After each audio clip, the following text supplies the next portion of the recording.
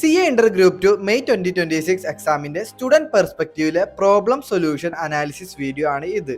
Auditing exam attend ചെയ്ത majority സ്റ്റുഡൻസിന്റെ ഒരു മെയിൻ പ്രോബ്ലം ആയിരുന്നു ക്വസ്റ്റ്യൻസ് അവർക്ക് നല്ല കണ്ടുപരിചയമുണ്ട്, എവിടെയെന്നൊക്കെ അറിയാം, പക്ഷെ അവർക്ക് മെമ്മറിയിൽ നിന്ന് അത് പേപ്പറിലോട്ട് എഴുതാൻ പറ്റാതെ സ്റ്റക്കായി നിൽക്കുന്ന ഒരു അവസ്ഥയാണ് മെജോറിറ്റി സ്റ്റുഡൻസ് ഫേസ് ചെയ്തത്. ഇതിനർത്ഥം എക്സാമിന്റെ ക്വസ്റ്റ്യൻസിന്റെ ആൻസർ അത്ര സ്ട്രോങ് ആയിട്ട് നമ്മുടെ മെമ്മറിയിൽ ഫിക്സ് ആയിട്ടില്ല എന്നാണ്. ഈ ഒരു പ്രോബ്ലത്തിന് ഒരൊറ്റ സൊല്യൂഷൻ ഉള്ള റിപ്പീറ്റീവ് ആയി നമ്മൾ ഒരുപാട് റിവൈസ് ചെയ്യണം, ഒരുപാട് പറഞ്ഞാൽ ഒരുപാട് തവണ. അതിനുവേണ്ടി നിങ്ങളുടെ ഓഡിറ്റിംഗ് ക്ലാസ് തുടങ്ങുന്ന അന്ന് തന്നെ നിങ്ങൾ എക്സാമിന് വേണ്ടി പഠിച്ചു തുടങ്ങണം.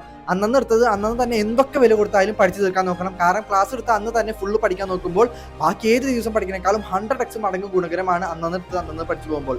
ഇത് എക്സാം വരെ നിങ്ങൾ ഒരു ലൂപ്പായിട്ട് ഇങ്ങനെ കണ്ടിന്യൂ ചെയ്തുകൊണ്ടേ ഇരിക്കണം. മാത്രമല്ല ഒരു 3 days കഴിയുന്തോറും നിങ്ങൾ ക്യുമുലേറ്റീവ് ആയിട്ട് പഠിച്ചത് എന്ത് ചെയ്യണം, റിവൈസും ചെയ്യണം. I know it is very hard. CA ഹാർഡാന്ന് അറിഞ്ഞിട്ട് തന്നെയല്ലേ നമ്മൾ മറ്റു കോഴ്സ് വേണ്ട വെച്ച് ഇതിലോട്ട് വന്നത്. പിന്നെ മുന്നോട്ട് വെച്ച കാലം മുന്നോട്ട്.